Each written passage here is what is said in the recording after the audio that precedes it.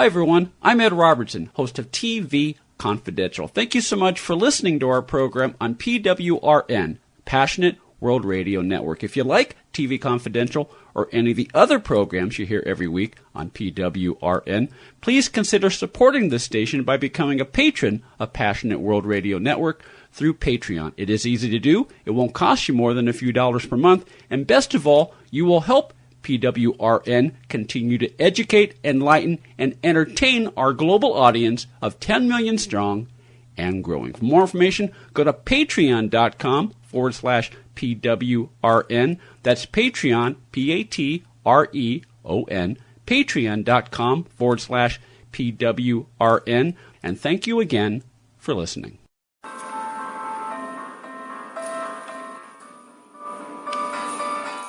Welcome to Passionate W World, R Radio N Network, LLC, a multimedia company. Ann Arbor, Michigan, Boston, Massachusetts, Liverpool, England, Melrose, Florida, Los Angeles, California, Fullerton, California, Washington, D.C., Chicago, Illinois are one of the many broadcast homes of PWRN, a multimedia company. The world in your hands.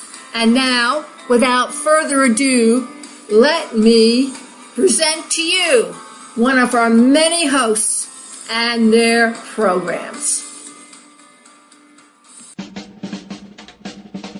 Ed Robertson welcoming you to TV Confidential, radio talk show about television. Donelle Dadigan will join us in our second hour. Donelle Dadigan, founder and president of the Hollywood Museum. Donelle recently launched a brand new exhibit that honors the life and career of Jean Harlow, Hollywood's first blonde bombshell. We'll talk about that and more when Donelle Dadigan joins us in our second hour. We hope you'll stay tuned for that. In the meantime, coming up later on in this hour, we will say hello to Randall Kenneth Jones. Randy has just released a book that shares the humor, pathos, and wisdom of more than 100 people from the worlds of music, film, television, sports, business, and publishing, including Shirley Jones, Willard Scott, Vanessa Williams, Pat Benatar, and Magic Johnson. Randall Kenneth Jones will join us later on in this hour. We hope you'll stay tuned for that as well. In the meantime, Tony Figueroa and Donna Allen are with us as they bring us This Week in TV History. Tony's segment, as always, is brought to us by our friends at Story Salon, Southern California's longest-running, regularly performing live storytelling ensemble. For more information, StorySalon.com, Facebook.com/Story Salon. What do you have for us tonight?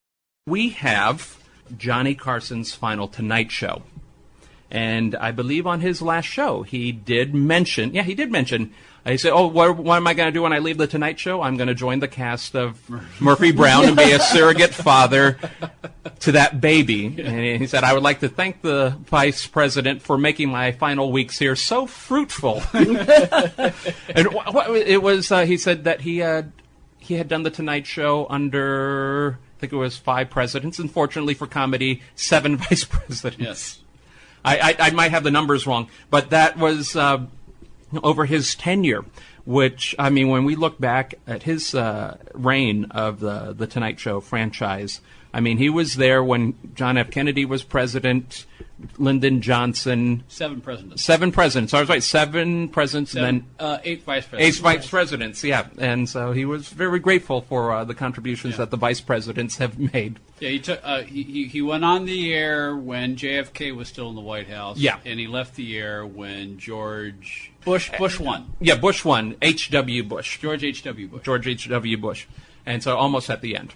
Yeah, kind of the end by then. Yes. Yeah, but remember, Johnny Carson is one of only 5, some people would argue 6 men who have hosted The Tonight Show, and Johnny was there for the majority of it.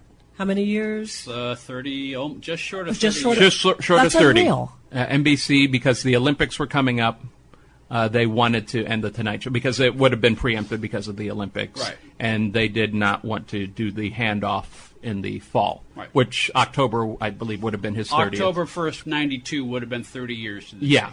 So they ended it with the season, May sweeps. And the idea was that, all through the month of May, there were going to be big-time celebrities on the show saying goodbye to Johnny. And, of course, when May began, it began with the riots. Right. Yeah. And so there were several Tonight Show episodes that did not air. I think the only one who actually did shows was Arsenio at the time. And that was with heavy insurance waivers because they did want to bring in people from the First A&E Church. And they had to sign because they were afraid that the trouble would reach Paramount Studios. And NBC, even though it was in Burbank, they were fearful, having audiences waiting out front and just for fear of... Yeah, and during the riots, there was a curfew here in Los Angeles. Yeah, there was a curfew, So- and anything could have happened that could have preempted the show. Yeah.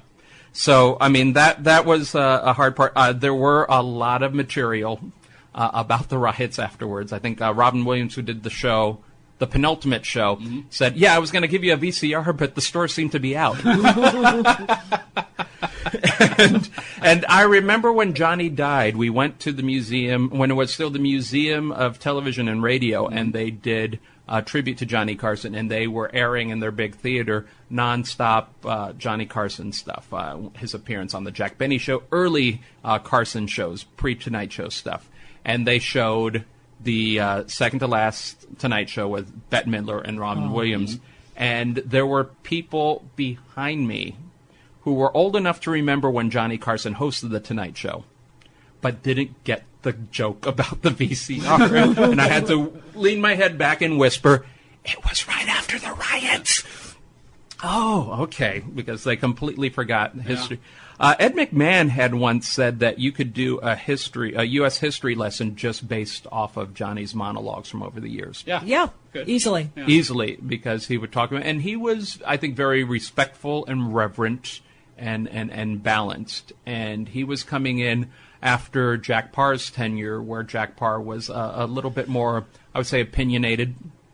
And Johnny, I don't think Johnny could pull off what Jack Parr did, and he didn't want to pull off what Jack Parr did. And Jack Parr couldn't do what Johnny did. Yeah, they were very different. And Johnny had said in interviews later on, just on the subject of comedy, that he was very concerned about becoming a topical comedian, because he felt that if you kind of went that route, you're just one step away of being a commentator, and you lose your humorous edge. I think there's a lot of truth to that matter. He was referring specifically to Mort Saul, but I think you could say the same now about Janine Garofalo and Dennis Miller and a lot of other people that just lose the point that they're there to be funny. Yeah, well, they're there to be funny, and he understood that he is, well, as David Letterman put it, he is tucking America to bed. Yeah. I mean, people are watching him, having watched the news. They're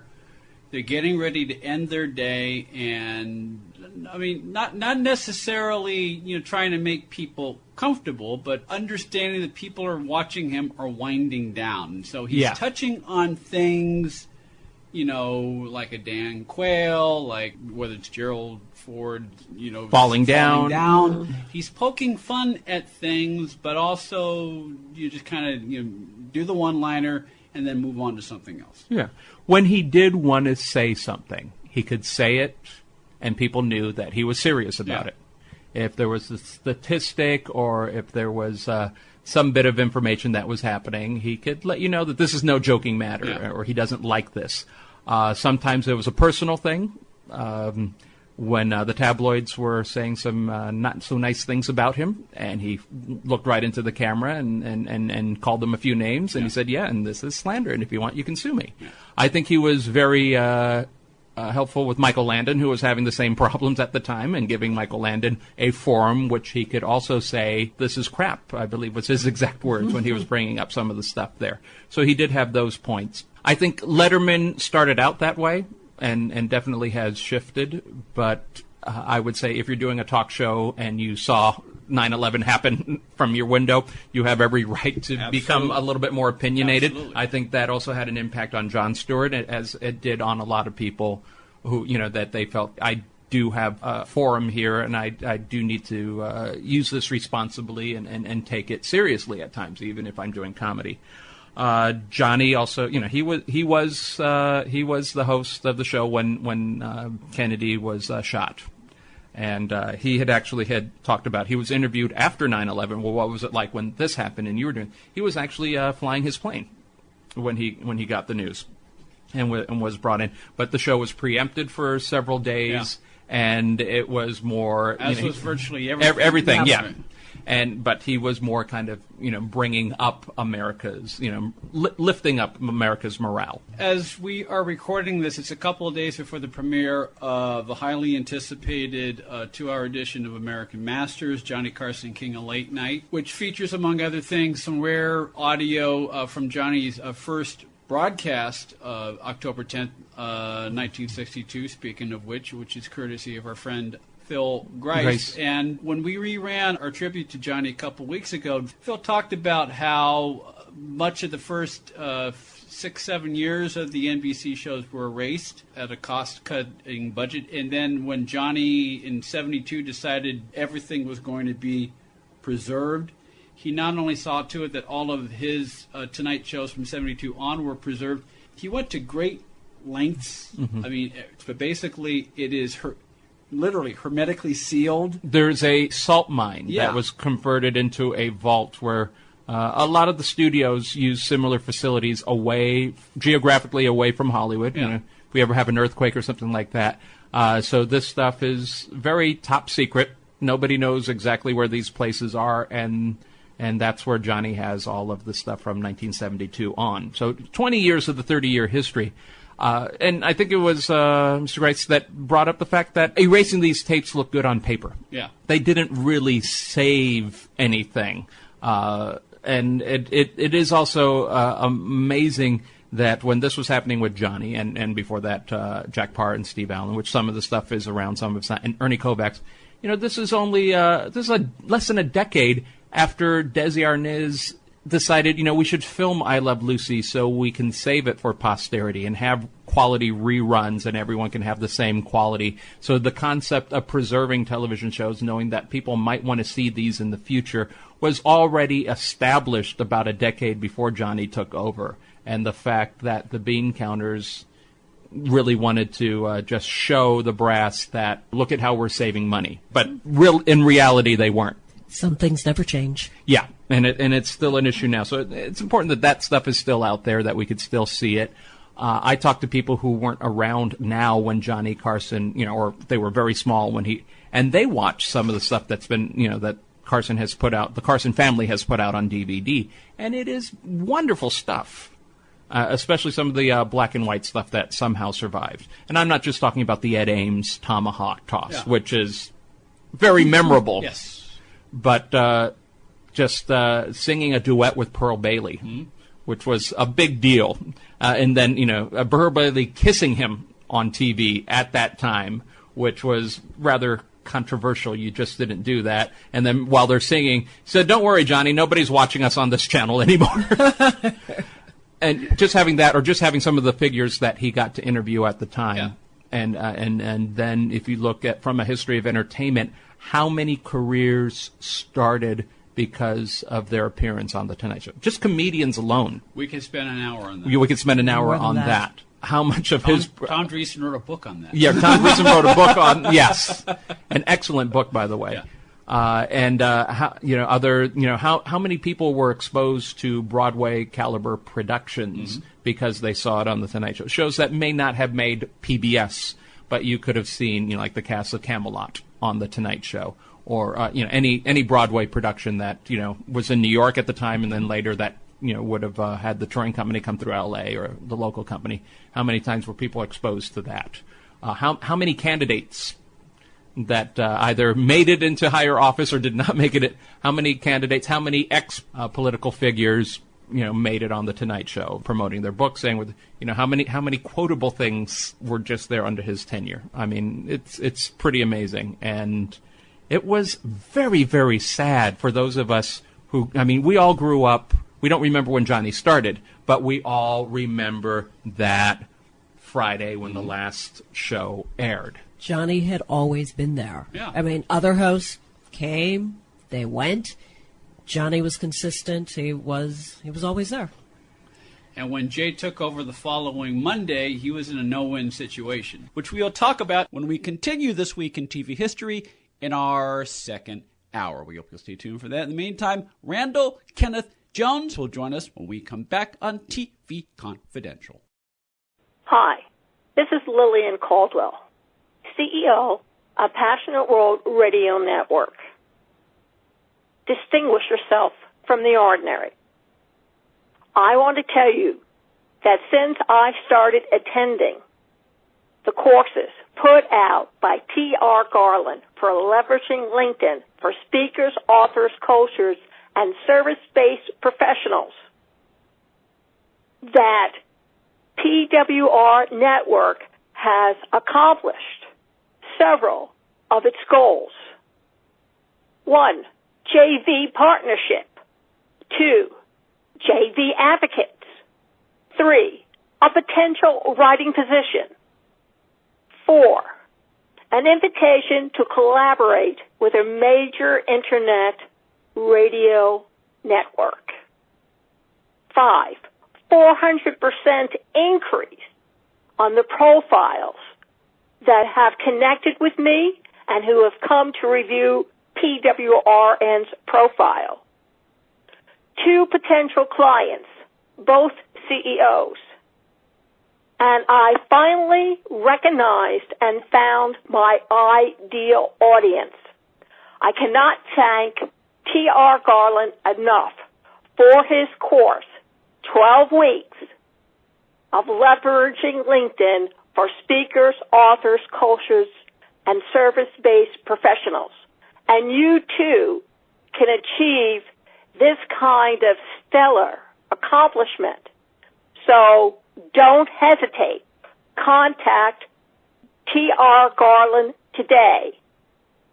Connect with him on LinkedIn and ask him about his course, Leveraging LinkedIn for Speakers, Authors, Coaches, and Service-Based Professionals. You won't regret it.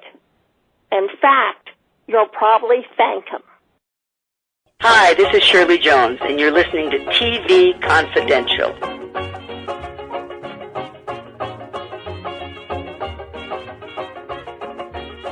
Ed Robertson, welcome you back to TV Confidential, radio talk show about television that will shift gears this segment as we welcome Randall, Kenneth, Jones. Randy is an entrepreneur, creative thinker, speaker, and self-described professional storyteller with a long history of supporting the consumer products and service industry. Among the companies that Randy has worked with before include Walgreens, TJ Maxx, Marshalls, Geico, Sears, and Pier 1. Randy is also an unapologetic positive thinker, something that is not always easy to be these days, particularly after one reaches a certain age. He has just released a book that wages war against pessimism. It also promotes creative thinking, positive communication, innovation, authenticity, respect, and laughter, while dispelling the wisdom of such film,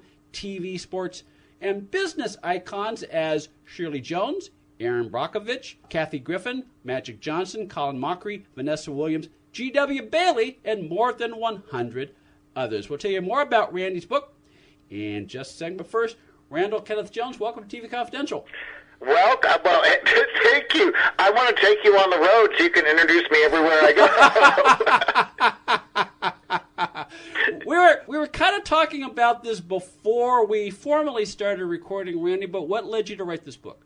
You know, it really, I came to a community, Naples, Florida, where I live, and though I was pushing 50, and I started doing the interviews in 2012, it was, about learning. Just because I'm about to be, quote-unquote, middle-aged, or was middle-aged, doesn't mean I wanted to stop learning, and I was in a community filled with success stories. So many people live here full-time or part-time, or pass through town, that are successful, and I've still got something to prove. I'm 54 now, but, I still, with this book even, I have something to prove, and it was a goal for my own education.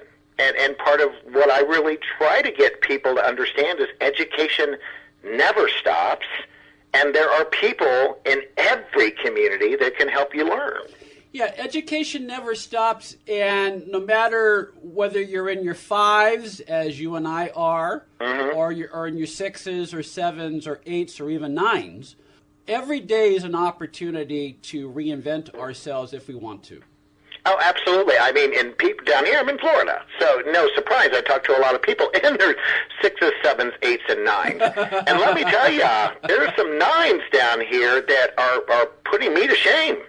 People in their 90s doing extraordinary work. Yes. We mentioned in our open that you are by nature an optimistic person. I mean, you always assume the best in people. The glass is always half full. But I understand, and you kind of alluded to this in your answer to our previous question, Randy, that when you first started writing for the Naples Daily News and you put together the column that you call Business Class, I won't say you were in a dark place, but you sort of assumed that everyone you talked to were doing better than you were. What led you to shake that?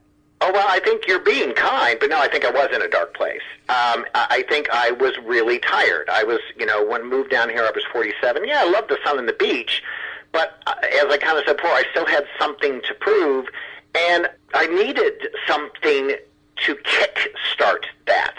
I was starting to fall victim to the world. I was starting to be more pessimistic. And that's not really who I am by nature. By nature, I am the type of person who wants to like people. I mean, I go into every relationship assuming I'm going to like them. But what I didn't necessarily do was go into every relationship assuming I could be quiet long enough to listen to them and learn from them.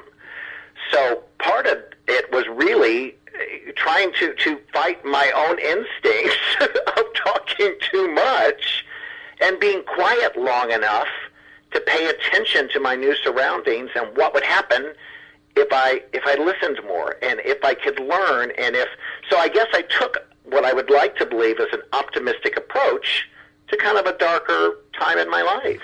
We're talking to Randy Jones. Randy's book, Show Me, Celebrities, Business Tycoons, Rock Stars, Journalists, Humanitarians, Attack Bunnies, and More, is a compilation of interviews and whimsical anecdotes that showcases the humor, pathos, and wisdom that Randy learned from his conversations with more than 100 people from the world of music, film, television, sports, business, and publishing. Show Me is available from Smart Business Books as well as Amazon.com and wherever books are sold online. For more information on Randall Kenneth Jones, go to showmejones.com or randallkennethjones.com. Okay, we're talking about listening.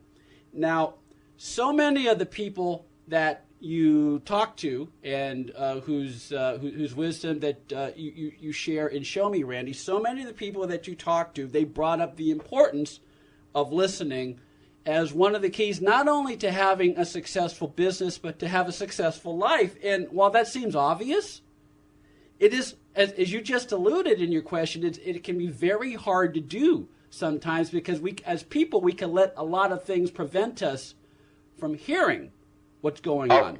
Absolutely. What to you makes a good listener?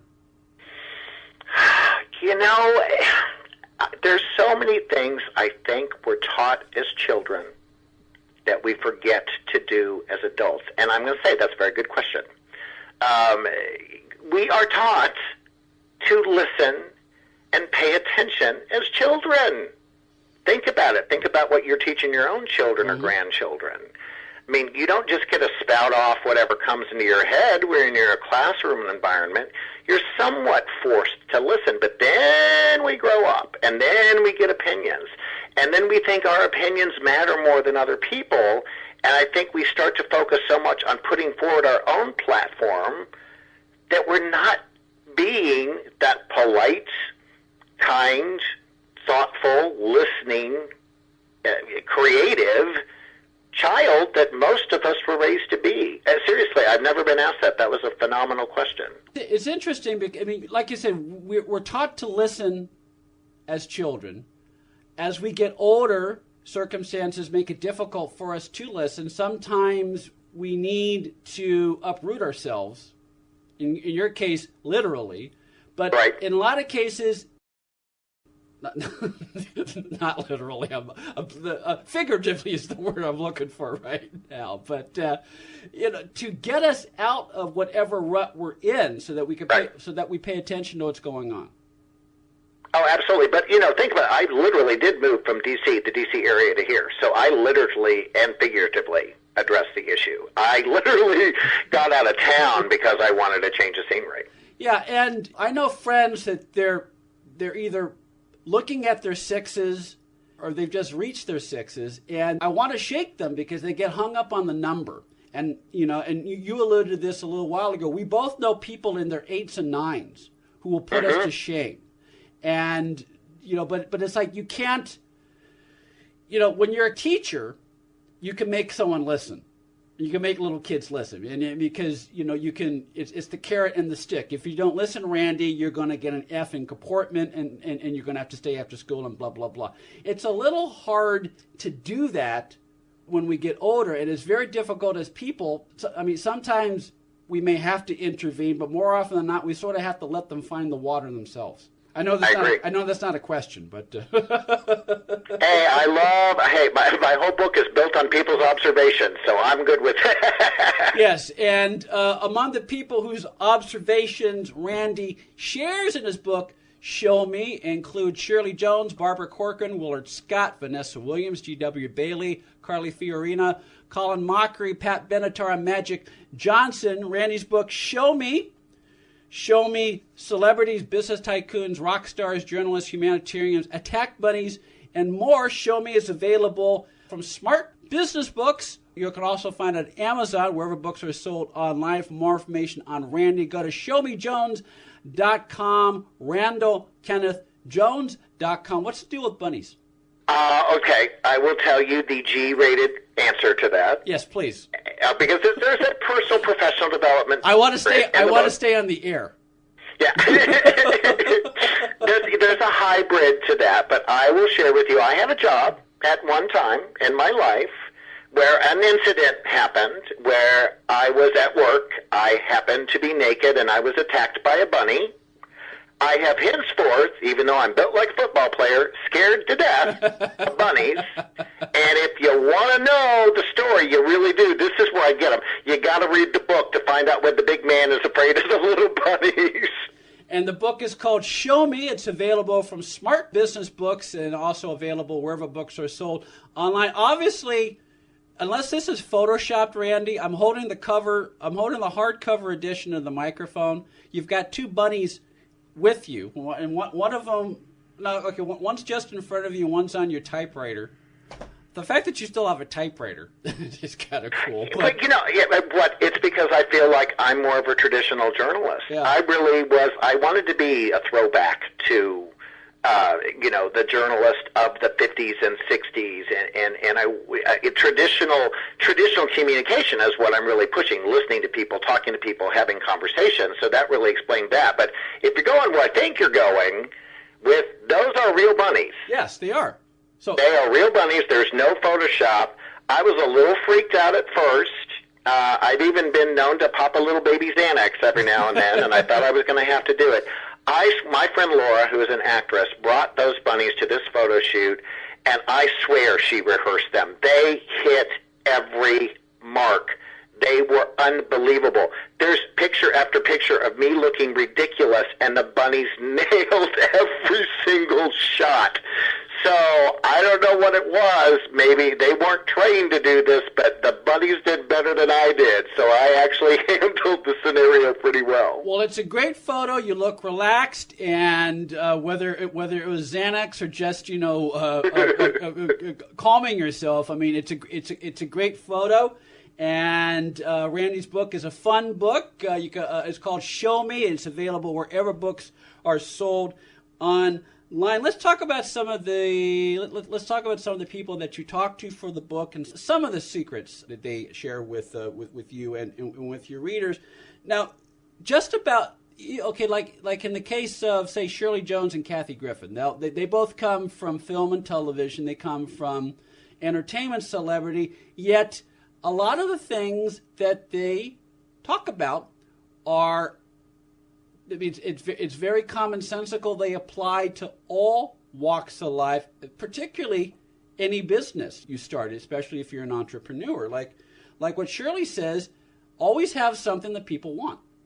Yep. She said, if you have something people want, as long as they want it, they'll keep coming back. And I paraphrased that a little bit. What I loved so much about Shirley was that she became Shirley Jones. I grew up with the name Jones, so yes. I secretly told her I used to fantasize we were related, and I knew she wasn't just Shirley Partridge during the Partridge Family. But, she doesn't really like to give advice. She tries to encourage people to determine what they're willing to tolerate, what they're willing to accept, what they're willing to deal with. She really went more in the direction of, you need to understand yourself well enough to figure that out. But she also made it before electronics came in to ruin it. And I'm all about Facebook, and I love to text, and I use it all too. But Shirley knows how to communicate. I've been in a room with her. You sit down face to face. She's engaged. She's there with you. But that's what she knows. So she represented more really what I would call the traditional values, the traditional communication. It was absolutely a dream come true to do that. Now, when you talk about Kathy's a conversationalist as well. And the thing is, I took some heat because there's people who don't care for her. I'm not one of those people. I know everything she ever did. And I made a point, as you know, of looking for the best in people regardless. No matter who I talked to, I was like, there's so many people out there who are willing to criticize. I'm not that person.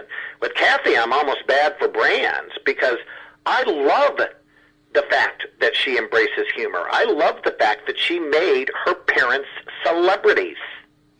She elevated her mother to celebrity status. I love when I read about the various charitable causes that she fights for.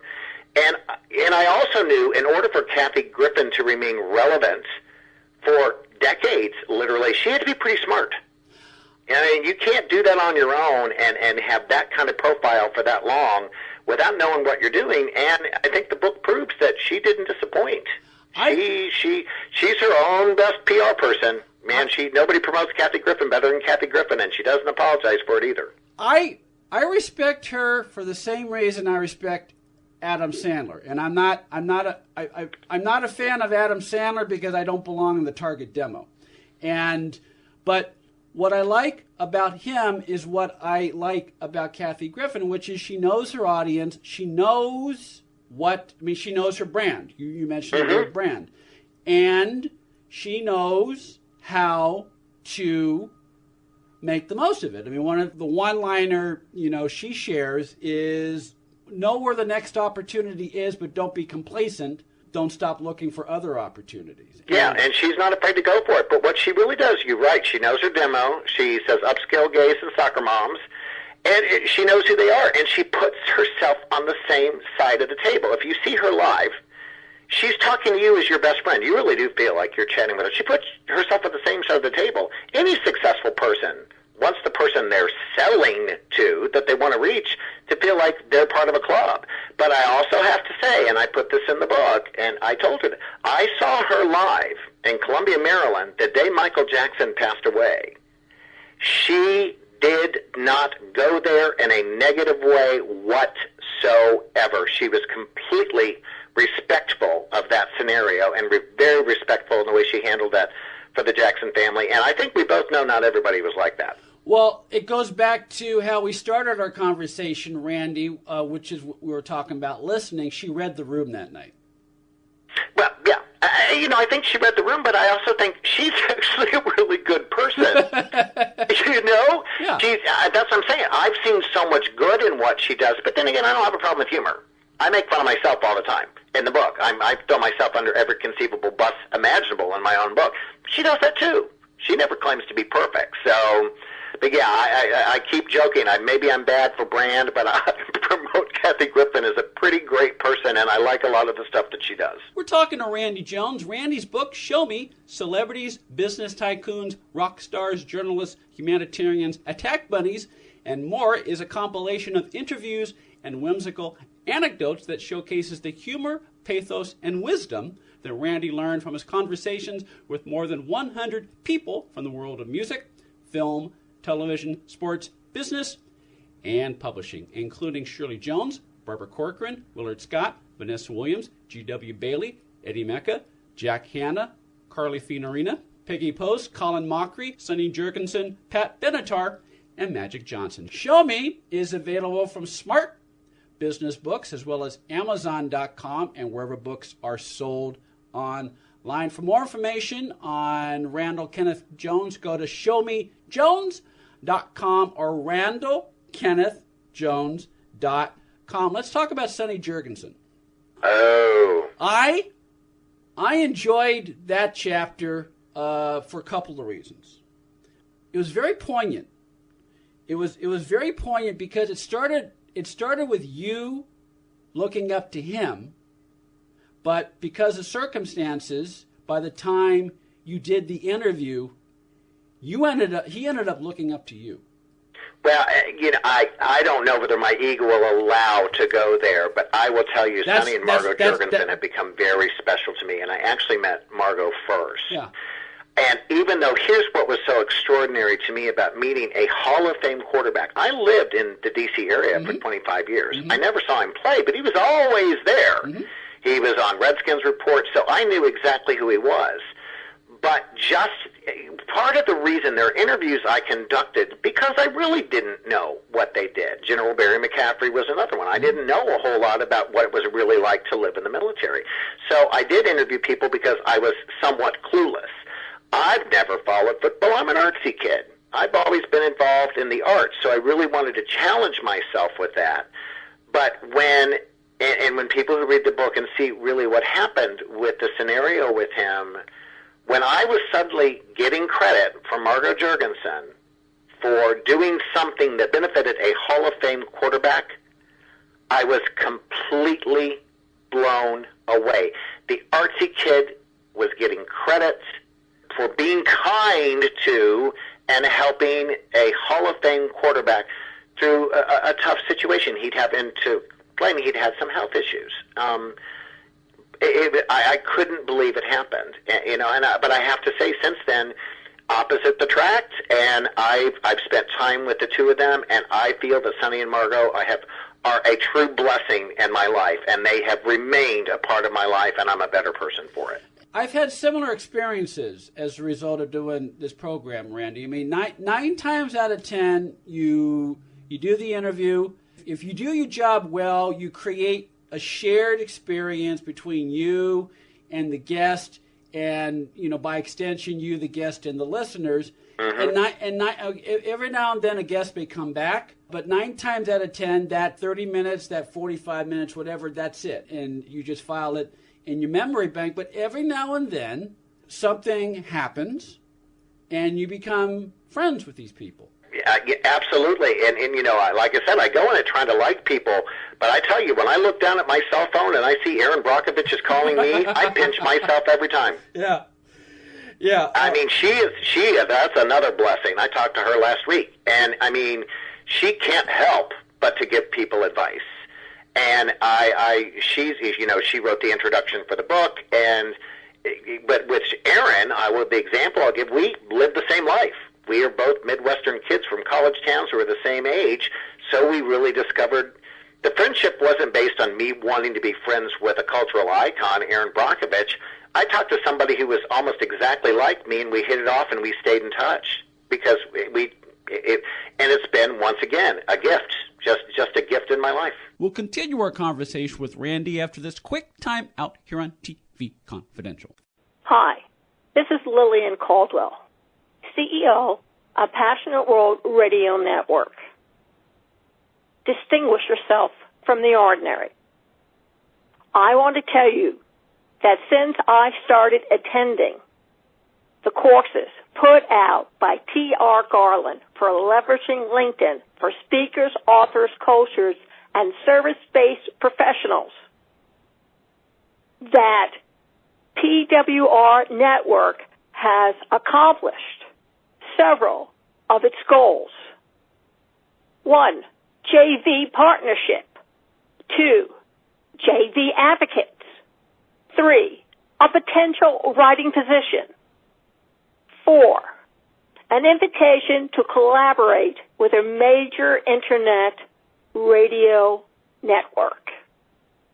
5, 400% increase on the profiles that have connected with me and who have come to review PWRN's profile. 2 potential clients, both CEOs. And I finally recognized and found my ideal audience. I cannot thank T.R. Garland enough for his course, 12 weeks of leveraging LinkedIn for speakers, authors, coaches, and service-based professionals. And you too can achieve this kind of stellar accomplishment. So don't hesitate. Contact T.R. Garland today. Connect with him on LinkedIn and ask him about his course, Leveraging LinkedIn for Speakers, Authors, Coaches, and Service-Based Professionals. You won't regret it. In fact, you'll probably thank him. Hi, this is David Frankel, and you're listening to TV Confidential.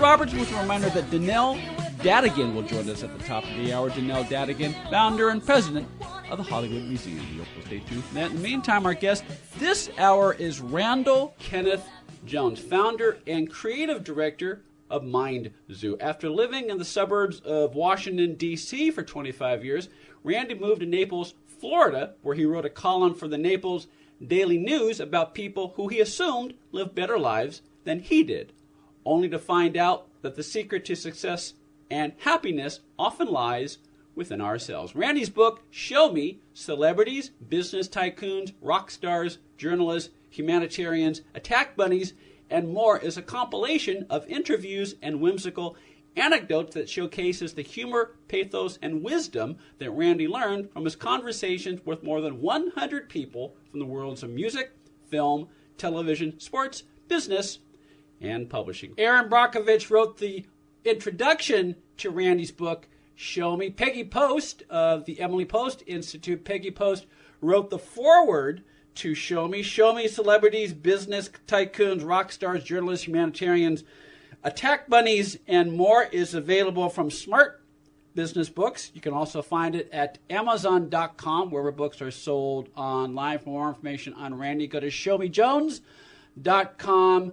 Randall, Kenneth, Jones.com. Want to go back to Sonny because there's another thing you talk about, and this is something that I think you can speak to in your life. I know I can speak to it in my life. If you don't follow sports, folks, Sonny Jurgensen, one of his coaches with the Washington Redskins, was Hall of Fame football coach Vince Lombardi. Now, this was Vince Lombardi after he led the Packers to 2 NFL titles.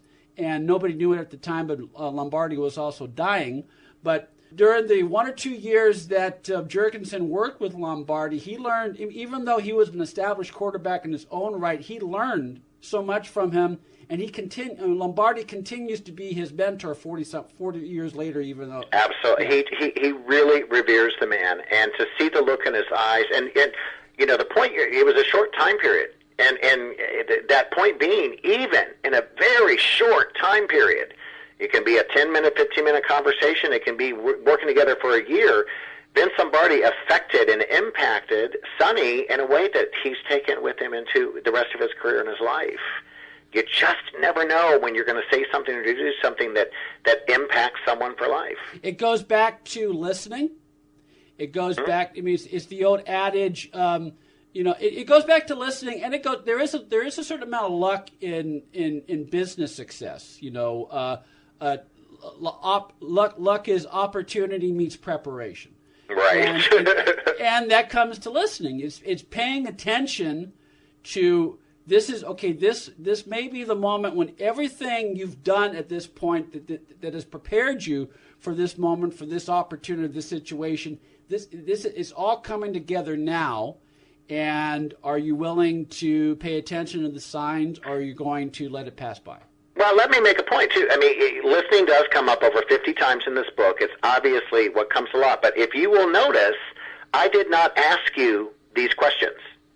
I didn't ask you to give me a list of questions. I didn't know who you were going to talk about because I wanted to prove my point. I am listening to your questions, and I'm responding to what you're asking me because I wanted to challenge myself to do that. So I kind of want to point out to the listener, I'm talking the talk, and I'm walking the walk right now. And he's walking the walk, and you can read the book, Show Me, Celebrities, Business Tycoons, Rock Stars, Journalists, Humanitarians, Attack Bunnies, and more, available from Smart Business Books as well as Amazon.com, and where books are sold online. One of the fun chapters, Randy, is the one where people talk about Santa Claus. What are some of the ways in which Santa Claus is a great business model? Oh, I love it. You asked this. No one's asked about this yet. I just thought if you take Santa Claus and make him a business, what's he do well? You know, because he wants, like Peggy Post would say, when you're promoting welfare for children, you can go no wrong. But what Phil Bute, the former president of Good Morning America, had basically said, Claus's P&L might surprise you, because everybody's willing to pay for him. It was extraordinary to me the fun people had. I had a gentleman in there, Craig Bouchard, who commented about he's a logistics genius. What he accomplishes in 24 hours is more than the UPS, and FedEx combined. Rob Marciano from ABC News. I mean, oh my goodness, read the chapter just to read Rob. He's a meteorologist. Brilliant writer, witty man, immediately was one of my people who stepped up to write that and had absolutely hysterical comments to make about Santa's ability to overcome weather conditions. Patricia DeMango, Tanya Acker from Hot Bench. Actually, it was Larry Backman and Tanya Acker from Hot Bench stepped up to contribute to that one as well. That was fun, and I almost kind of wish I had done a little bit more of that. It would have been interesting to dissect the Easter Bunny in the same fashion. Well, you'll do that for your next book, but you ask a question like that, and it's a question that gets people outside of their comfort zone, maybe, and also show them a little bit about who they are as people, because they may not have. I mean, I'm sure some people would have laughed and got what you're going for right away, and some people say, "I never thought of that," and those are where you get your best answers. Well, so much of the book is really common sense, but it was different ways to look at things we may have heard before, and Santa was one of my goals. Let's look at what Santa does as a way to teach kind of universal lessons that we may not be thinking about. Another example is very early in the process, I know a lot of people have written about office drama. None of us are really big fans of office drama, but I had a chance to meet Cassie DePaiva from One Life to 11 Days of Our Lives, and I thought, well, wait a minute. A lot of people write about office drama, but have they done that by talking to a soap opera star whose work is to create drama? Yeah. So much, as you know from reading it, so much of the book, yes, it's common sense, but another thing I'm very proud of, NASCAR. Carl Edwards from NASCAR.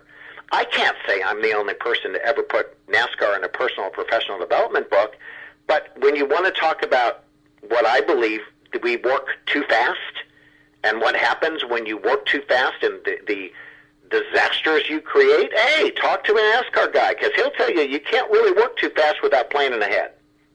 And he'll tell you what will happen if you work too fast and you're not prepared for it. So a lot of opportunities for me to talk to people and bring up things that maybe we've heard before or are common sense, but as with Santa, put a different spin on it. Yeah, there's a lot of common sense with a different spin on it. There's a lot of Randy in the book, and that in between the various interviews and the pearls of wisdom that is shared in Show Me, Randy reveals a little bit about himself along the way and some of his own background in acting and musical performing, and a couple of encounters with celebrities that we'll only tease. Because you'll have to pick up a copy of the book to find out how Randy had a chance encounter with Jodie Foster that humanized Jodie Foster, while also teaching Randy a very important thing about himself.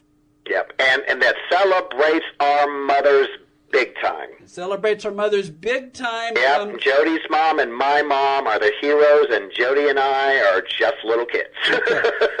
Okay. Two more questions. Who did you learn the most from as a result of writing this book? And is there a celebrity on your bucket list that you want to talk to? Okay, I'm going to answer the second one first. It's Oprah, Dolly, and the Pope. There's three. Okay. I had someone say, oh, the Dalai Lama, and I went, no, the Dolly Parton. That's the down home, the fact that she's so grounded and so down home, and everything you ever hear about her, people just love her. But who did I learn from the most? You know what, I think there's a couple ways to look at it. I occasionally reread the book. There's so much in there that I actually do use it as my own reference book. Sure. I forget what I wrote in it. It's difficult to say who I learned from the most. I will say the three people who I felt that have supported it most vocally are Aaron Brockovich, who I still talk to, who will still advise me, Peggy Post from the Emily Post Institute, who is actually not running around with animated birds, certainly not bad like I thought. It's not chaperones and white gloves. Courtesy and respect Emily Post Institute stands for so much more than that. Those two were obvious, but I have to say, Pat Benatar, I'll hint at the story. I wanted to meet her. I was doing singing telegrams in college. In 1982, I set it up. I concocted a scheme to deliver a singing telegram to her in Columbia, Missouri. It worked. 33 years later, I had a copy of that telegram. I got to sit in front of her and say thank you. She remembered me. She endorsed this book. To me, she represents gratitude. And I think that's such a powerful thing. We have stayed in touch. She's been so generous and kind, just as she was in 1982, and inspired me. And as a college kid who knew no one famous, she inspired me to believe I could do great things. But even now, from a gratitude standpoint, she records as Pat Benatar and Neil Giraldo. She's a duet. She has included her husband, band leader, producer, because she, in her view, it's been the two of them the whole time. And that's just not the world we live in. We live in a world where we go solo. For Pat to rebrand, adding the ampersand and her husband's name on there, that's gratitude. So, I think the three of them have really hung in there with me, and we've talked about the other two, but man, to not give a shout-out to Pat Benatar and Neil Giraldo, but specifically to Pat for showcasing gratitude across over 3 decades in this book, she's such a treasure. There's also a funny story involving Hit Me With Your Best Shot that's in the book. All I'll say, it has to do with Randy's days as an overnight disc jockey in the early 1980s. I did have my time on the air, and I'm going to tell you that is all true. And I had a very short time on the air as a DJ, and you kind of read why. Well, our time on the air right now has to come to an end, but that's only because I'm up against the clock. It's been a pleasure chatting with you, Randy. What are you working on next? I'm hoping to, I'm really wanting to launch the public speaking side of this. I want to inspire people. I've been on stage in my entire life performing as a comedian. I've done professional improv. I really want to combine the love of performing and entertaining with the lessons that I've learned, because when you go into a conference situation, we've all been to them, you're bored to death so often. And people are hired to come in, and they end up giving you the same program they gave whoever they were hired by the day before. That's really where I want to focus. I want to focus on going more public, whether it is media such as this or groups or organizations, and inspire them to look for the best in people and see those benefits. But, I'd like to believe I can be entertaining at the same time. Well, having read your book and having spent the last half an hour or so talking to you, you're informative and entertaining, so don't worry about that. Thank you. Say, Show Me is available from Smart Business Books as well as Amazon.com, wherever books are sold online. For more information on Randall, Kenneth, Jones, go to ShowMeJones.com, Randall, Kenneth, Jones.com. Randy, this is a lot of fun. We'll have you back on. This was great. Thank you. I love it. Donelle Dadigan will join us when we come back for hour number 2 of TV Confidential. Stay with us. Hi, this is Lillian Caldwell, CEO a Passionate World Radio Network. Distinguish yourself from the ordinary. I want to tell you that since I started attending the courses put out by T.R. Garland for leveraging LinkedIn for speakers, authors, coaches, and service-based professionals, that PWR Network has accomplished several of its goals. 1, JV partnership. 2, JV advocates. 3, a potential writing position. 4, an invitation to collaborate with a major internet radio network. 5, 400% increase on the profiles that have connected with me and who have come to review PWRN's profile.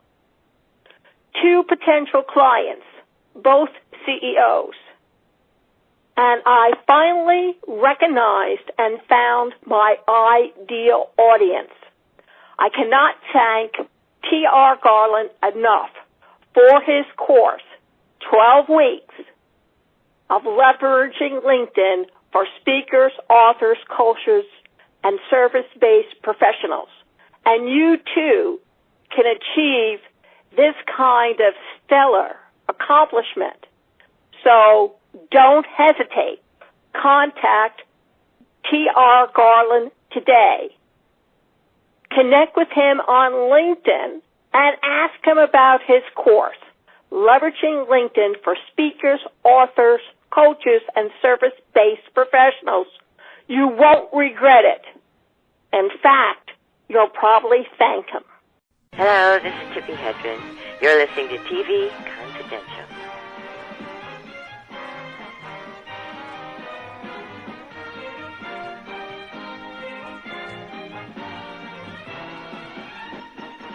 Ed Robertson welcoming you back to TV Confidential, a radio talk show about television that will shift gears this segment as we welcome back our friend Donelle Dadigan, founder and president of the Hollywood Museum here in Los Angeles. This being Memorial Day weekend as this program airs, that means summer is upon us, and I imagine that some of you listening tonight might be planning a trip to Los Angeles as part of your vacation this year. If you do, you should definitely spend a day visiting the Hollywood Museum, which is located right in the middle of Hollywood. There are always several exhibits on display that celebrate and capture the rich history of film and television, including one honoring Jean Harlow. We will ask Donelle about that in just a second. Plus, Donelle is also being honored this summer by the Hollywood Chamber of Commerce with the Distinguished Service Award in memory of Johnny Grant. Johnny Grant, the pioneering radio and TV broadcaster who helped initiate the Hollywood Walk of Fame and who served as honorary mayor of Hollywood for almost 30 years. We began our conversation by telling Donelle, congratulations on the Johnny Grant Award. Oh, thank you so much. You know, that's really a big honor for me, just because having known Johnny and really knew what he stood for and really known all that he did accomplish. You know, it's a really big deal. It is a really big deal, and of course, both for people in Hollywood and fans of Hollywood, Johnny Grant is pretty much synonymous with Tinseltown. But you have been, in your own right, both with the Hollywood Museum and the work you do with the Jose Iturbe Foundation, you've been synonymous with Hollywood in your own right, too. But still, it's an honor to now be cemented permanently with Johnny Grant as a result of this honor. Well, I so appreciate you saying that. You know, Ed, for me, it's especially fortunate because Johnny Grant was my mentor. He was my teacher. He was my confidant. And he was the man that kept me on track and did not allow me to give up or slow down in any way, shape, or form. And he did it so well. And he always used lessons for me that had to do with his own life and his own activities. And I felt really honored to have been brought into his confidence that he could confide in me what it really took for him to do these acts in Hollywood. And I have to tell you, this was a self-made, selfless man who had no problem acknowledging all of his mentors, Bob Hope, Gene Autry, and what they did for him throughout their lifetimes. And I think to myself, my goodness, what a great example he set for me, and what a great teacher. I couldn't have asked for more. And so now it's my turn to receive this award, but pay tribute to Johnny Grant for all that he taught me and how he stayed involved, not just by talking, but actually by doing and showing me his way of doing business. You know, Frank Sinatra's song, I did it my way.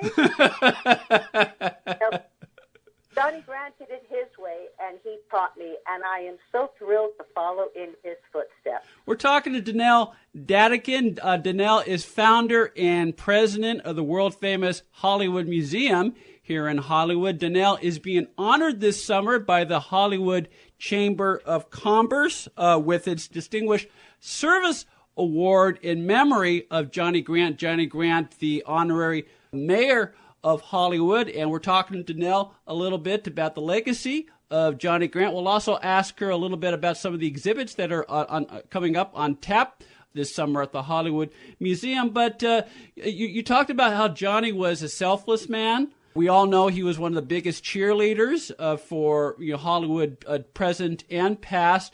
One of the fun things, just doing a little research on him before I called you, Donelle, it sounds like he was a very self-deprecating man, because he had he accomplished a lot of things and was a pioneer in radio and television long before he started the Walk of Fame. Absolutely. He's had a long career from the time he was enlisted in the military service in World War II, and after he got out and fell in love with the Hollywood canteen, and then the rest is history.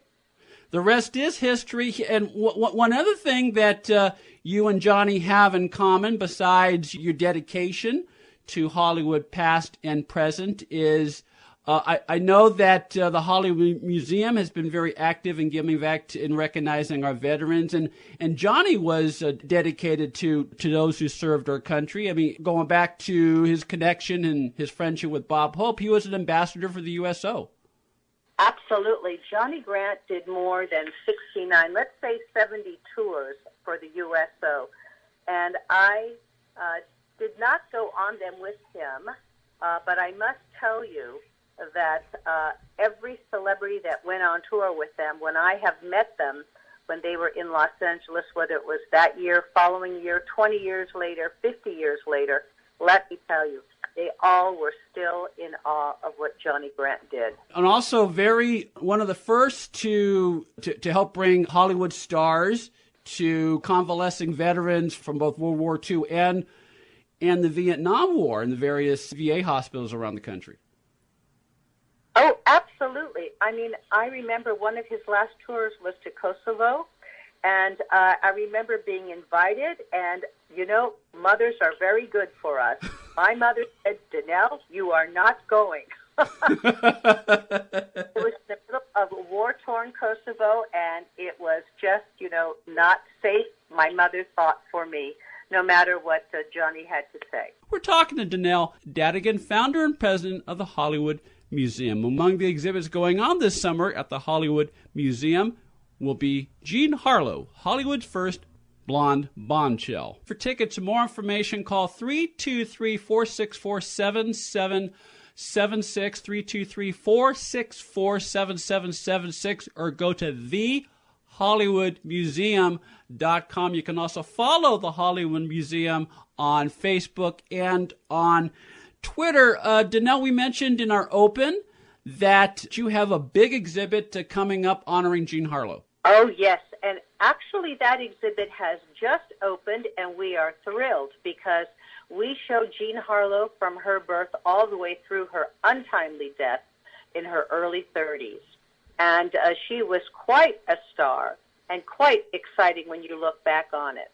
We have everything from even her childhood, from her films, costumes, even artifacts from her homes here in Los Angeles, as well as her 1932 four-door Packard convertible dual phaeton that is on display. It is one of a kind and absolutely fabulous. This is going to be a stupid question, Donelle, but I've been to the museum enough times. You've had other famous automobiles on display, from one exhibit to another. How do you get a car? How do you get a car transported into the building? Well, getting a car into the building isn't so tough. I guess the question would be, how do you get the car transported and put up on the second or third or fourth floor? Well, that's what I'm getting at, because the Max Factor building is a multi-floor building, and I've been there enough times. I've been on the lift. I mean, so it can fit a number of people, but it might be a tight squeeze for some of the cars you have. Well, we've had a lot of fun with that. And actually, before Max Factor bought the building in 1929, Max Factor bought it from the Toberman family, who used it for Hollywood Fire and Safe.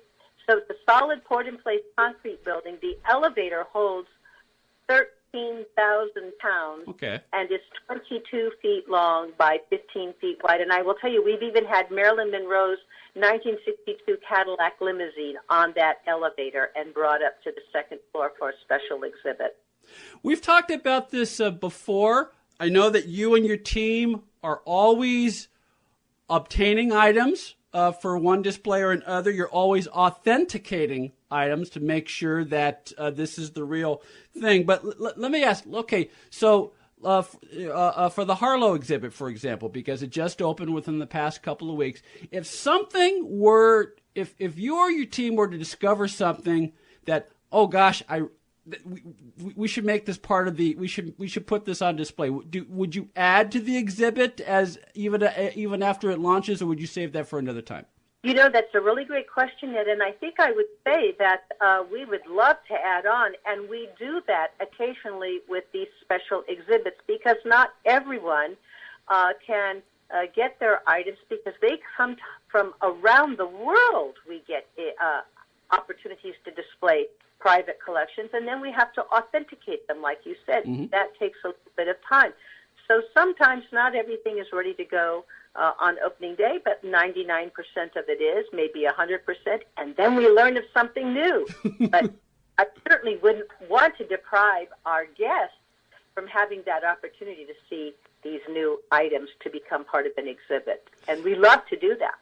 We're talking to Donelle Dadigan, founder and president of the Hollywood Museum. Among the exhibits going on this summer at the Hollywood Museum will be Jean Harlow, Hollywood's first blonde bombshell. Tickets and more information, 323-464-7776, 323-464-7776, or go to thehollywoodmuseum.com, thehollywoodmuseum.com. You can also follow the Hollywood Museum on Facebook and on Twitter. Now, we've said this before, and we'll say it again. If you come down to the Hollywood Museum, you really want to spend a day, whether you're visiting the Harlow exhibit or any of the other exhibits on display, because there's a lot of him. I mean, I've joked you can spend a day just in the lobby, because there's so much.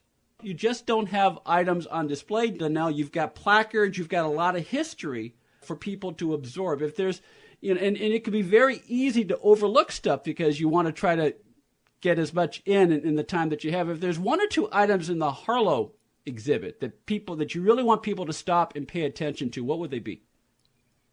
Well, of course it is her Phaeton, Packard Phaeton convertible that is just jaw-dropping. It's just the end-all to see that. But additionally, there are some beautiful pieces of furniture from her last home in Beverly Glen here in Los Angeles, as well as costumes from several of her different films. And I must say, could you believe that we actually did procure some of her makeup? And would you believe some of her homework that she did as a child in grammar school?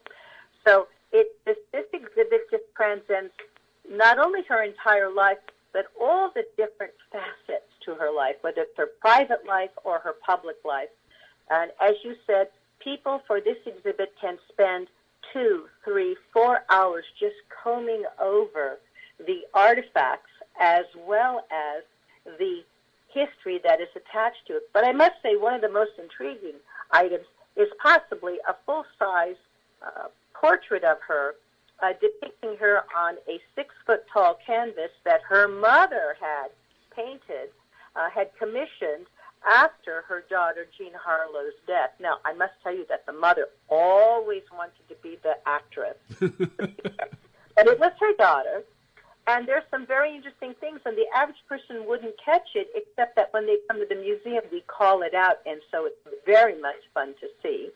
And that is that, one, there is a pink sash around her white, very virginal-style nightgown. Now, Jean Harlow was nothing to, I should say she was really a femme fatale. Mm-hmm. She was certainly not a virginal individual. Right. But there was this pink sash around her waist. Jean Harlow hated pink, but that was the mother's favorite color. And also, it's a very interesting depiction that her feet were painted low enough, and it appears purposely on the canvas so that when there was a frame placed on it, you couldn't see her feet. And the artist had told anyone who would listen, I had to do this because the mother wanted it this way, and possibly so that Jean Harlow would be stuck on earth and would not be able to ascend to heaven. So many interesting little stories, and who said what, and all the myths and all of the gossip that has circulated for decades, for more than half a century, is part of this exhibit. And that's what makes it so fun, because it's all spiced with other movie star names that all of our visitors recognize.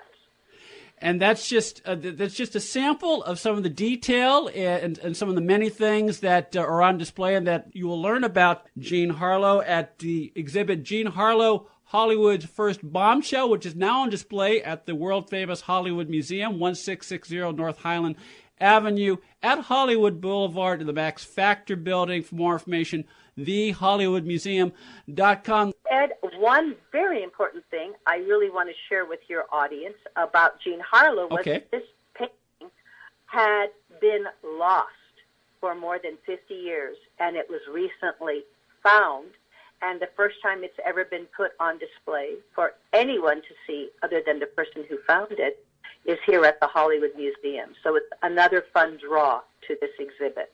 And again, that's just one of the rare items on display at Jean Harlow, Hollywood's First Blonde Bombshell, which is now on display at the Hollywood Museum. Last time you were on, Donelle, we talked a little bit about the Jose Iturbe Foundation. I know it's this being summer. Do you still do the annual benefit concerts during the summer? Yes, we do. Yes. Very about that. This year, we are sponsoring a series of classical concerts, and our popular one this year will be Gershwin Under the Stars on August 17th at the Hollywood Bowl. And we are thrilled beyond belief, because my godfather, Jose Iturbe, performed several of the works that will be part of this year's concert. That's coming up in August? Yes. Tell you what, how about as we get closer to August, we invite you back on and we talk some more about Jose Iturbe? Great. Love to. Okay, in the meantime, the Hollywood Museum is located at 1660 North Highland Avenue at Hollywood Boulevard in the Max Factor Building. For tickets, more information, call 323-464-7776 or go to thehollywoodmuseum.com. And it's always fun talking to you, and we'll do this again closer to August. I would love it. So good talking to you, Ed. Come on over and visit us at the Hollywood Museum anytime you're in town. We certainly will. We'll continue our look at This Week in TV History right after this. Hi, this is Lillian Caldwell, CEO of Passionate World Radio Network. Distinguish yourself from the ordinary. I want to tell you that since I started attending the courses put out by T.R. Garland for leveraging LinkedIn for speakers, authors, coaches, and service-based professionals, that PWR Network has accomplished several of its goals. 1, JV partnership. 2, JV advocates. 3, a potential writing position. 4, an invitation to collaborate with a major internet radio network. 400% increase on the profiles that have connected with me and who have come to review PWRN's profile. 2 potential clients, both CEOs. And I finally recognized and found my ideal audience. I cannot thank T.R. Garland enough for his course, 12 weeks of leveraging LinkedIn for speakers, authors, coaches, and service-based professionals. And you, too, can achieve this kind of stellar accomplishment. So don't hesitate. Contact T.R. Garland today. Connect with him on LinkedIn and ask him about his course, Leveraging LinkedIn for Speakers, Authors, Coaches, and Service-Based Professionals.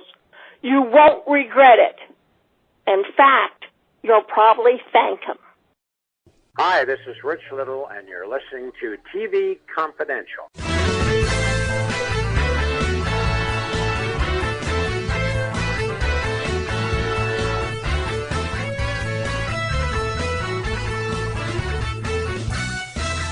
Ed Robertson, along with Tony Figueroa and Donna Allen, as we continue our look at This Week in TV History. In our previous segment, we remembered the 20th anniversary of Johnny Carson's final night as host of The Tonight Show, Friday, May 22nd, 1992. As we pick up our conversation, we'll now take a look at the night that Jay Leno first took over as host of The Tonight Show, May 25th, 1992. This was Memorial Day weekend. Johnny was Friday. Jay was Memorial Day. Right. And little beknown to us at the time that there was a lot of stuff going on. I mean, it was kept out of the public eye. A lot of it until Bill Carter's book was Late Shift. Yeah, which nobody disputes, but nobody wanted it out there anyway. Right. But, my God, just put yourself in his place. Day one, after an almost 30-year reign. Mm-hmm. Even though he hosted the show many times before, I mean, just what he must have been looking at. Must have been staggering. Well, yeah, the guy was a living legend, and there are not many of those out there. And then to actually have to succeed a living legend in his studio, right? Yeah, initially. Yeah, basically over the weekend they were going to take Johnny's furniture out and put in Jay's furniture, and Jay, Jay had mentioned this when Johnny died. He said, I still feel like I'm a guest in Johnny's house. But, do you come in and it's, I would say to Johnny's credit, it was a very well publicized retirement because Jay could have had it even worse if, it was done in a way where it looked like the young guys coming in. Yeah, exactly. This is the guy who got Johnny fired. Yeah. Or this is the guy who pushed Johnny out. What happened with Deborah Norville. But Jay comes in. It's an unenviable position, and there's so much going on behind the scenes. Yeah. And I remember one of the stories that got play is should he have acknowledged him? Should he didn't? He chose not to. But again, that's a no-win situation because if you acknowledge him, it just reminds everybody the fact that you're in this guy's shadow. And if you don't, because you want to establish your own identity, you run the risk, as he did, of not respecting him. Not respecting. Johnny did not acknowledge Jay when he said goodbye. Yeah. And some people pointed that out. Some people thought, there should have been some acknowledgement. Some people said, why does he have to? It's not about Jay, it's about him. Right. And I believe the fact that Johnny did not do the acknowledgement, it was Jay's people, let's put it that way, that said, no. He's not going to acknowledge you. Jay did acknowledge Johnny when Johnny got the the Kennedy Center honors, and there was other mentions, later on. But the whole event, as things would play out, you could tell that there was some fracturing of friendships. There were other things playing out that I would say, every time, people would say, well, why can't you do a show with Johnny, Jack, and Steve? And Jay would always be very dismissive of it, not knowing that, you're not going to get any of these people together. Right. The past stewards of The Tonight Show, no, they're just not going to. They're not.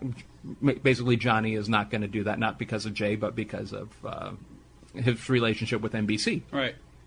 Of course, if anyone could have done a show like that, it would have been Dave. Because Yeah. Dave had Steve Allen on many times. Dave had Jack Parr on a number of occasions. And so did Jay. Jay had both Steve and Jack, not at the same time. Yeah. And I think David had a really good relationship with Johnny Carson. I think the only appearances Johnny made on television after he retired were on Dave's show. On Dave's show. And he did a Simpsons. And he did He did a Simpsons. Yeah, but he appeared when Dave was in L.A. One of the last times he did an L.A. show, Johnny Carson came out, and there was a huge thunderous applause. Dave offered the desk. He sat down. He picked up some papers and then stood up and walked away. And, yeah, that was and people were going crazy about that. What we found out after Johnny had died is that every once in a while he was faxing Dave material. Monologue jokes, yeah. And when Johnny died, Dave opened with the show, and then he acknowledged that all of the jokes that I just told were written by Johnny Carson and sent to me. And, so the whole thing. When Johnny died on a Sunday, Jay did a show Monday, which was a tribute show to Johnny Carson, and just kind of changed the roster. And they had Don Rickles, Bob Newhart, and most importantly, Ed McMahon. Yeah. It was the following Monday, because Jay was on vacation, that he did his tribute show, and he had Doc Severinsen on and several people that they would tribute. And you could see both of them sincerely adored Johnny in that way. Jay, to his credit, because for a good part of the last 20 years I had been a good Jay Leno advocate, because I think that I think history presented him not so positively during the whole battle between him and Dave. Yeah. Certainly not in the late shift. Not in the late shift. I think the late shift was fair and balanced in one way. I think there was an honest, and Jay especially does not dispute, but it came down to the fact that Jay had a deal in place and Dave didn't. And as much as one would say, okay, well, Dave is the rightful heir, Dave deserved to have the Tonight Show. He should have been the obvious choice. It was obvious later that Johnny wanted Dave to be the one to. Dave never had anything in place to be the one. When Johnny made the announcement, Dave just said, okay, well, we're ready to move in. Dave at that time, Dave and Jay for a brief period had the same representation, which was Helen Kushnick. Yeah. And played by Kathy Bates in the movie. Played by Kathy Bates, but Dave left. Dave did not like dealing with any Hollywood people, and he had all of his legal stuff taken care of by a friend in Indiana who was a lawyer. So he never had anything in play. Helen made the deal when Pat Sajak's show tanked, and CBS wanted to court Jay, and Jay said, "No, I'm not going to do this. I'm not going to go up against Johnny." And Helen made the deal that, well, he won't go up against Johnny, but when Johnny makes the announcement, when Johnny decides to step down, Jay will have that spot. And NBC agreed with that. And, the more things change, the more things stay the same. Much of that same type of imbroglio played out, not 20 years later, but almost pretty darn close 17 years later. The whole Conan O'Brien debacle. Yeah, it is amazing, and I always thought that Bill Carter's next book should be called The Late Shift 2, TOO.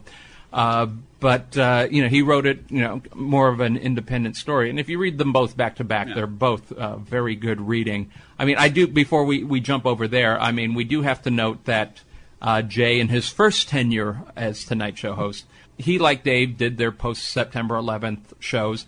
Dave did his first, and then Jay did it the following night. I don't know if they pre-planned that or worked it out. He did do... in 2000, during our horrible energy crisis down here, he did one show in the dark, all by candlelight. He did his 9/11 show. He had John McCain and Crosby, Stills, and Nash. Arnold Schwarzenegger made his announcement for the yes. Good, bad, indifferent. He did announce his candidacy on the Tonight Show, which was, we all knew it was going to happen. Which basically sort of set a trend. I'd have to look it up, but I think he was the first to really announce, and then after that, sitting politicians started doing the Tonight Show as part of their... John Edwards announced his candidacy on The Daily Show. Yeah. But I think it was those type of shows where those announcements would be made, as opposed to Meet the Press. Jay was the first host to interview a sitting president. Barack Obama. Obama, he was the first to actually do that. So that, I mean, and that was just before he stepped down.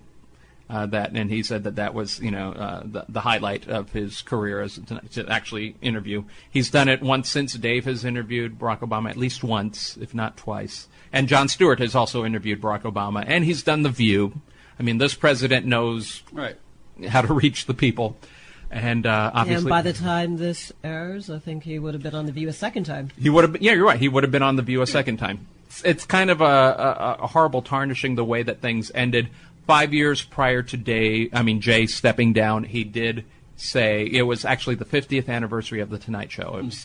And he did say, I've already met with NBC, and we are in agreement that I will be leaving The Tonight Show in 5 years, and Conan O'Brien will be taking over.